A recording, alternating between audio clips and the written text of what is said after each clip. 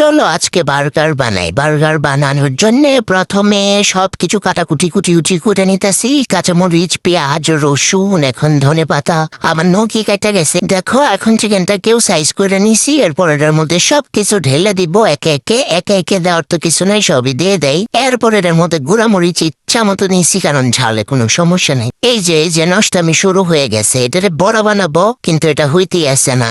এরপর এটার মধ্যে ময়দা দিছি, ডিম দিছি, দিয়া আবারও মাখামাখি কইরা এখন তেলে দিলাম না, এখন হইতেছে। এরপর বার্গারে বানগুলারে আমি একটু ছেঁকা নিব, বাটার দিয়ে এগুলারে ভালো মতো ছেঁকা দিছি। দিয়া এখন আমি চলে যাব মেইন প্রসেসে। ইচ্ছা মতো মেয়োনিজ লাগাই নিতেছি। এখন বার্গারের যে পেটিসটা বানাইছিলাম সেটা দিছি, টমেটো দিছি। এখানে একটু ডিজাইন করে মেয়োনিজ দিতে চাইছিলাম কিন্তু দলা হয়ে পড়ে গেছে। একটু কাঁচামরিচ না দিলে তো হয় না।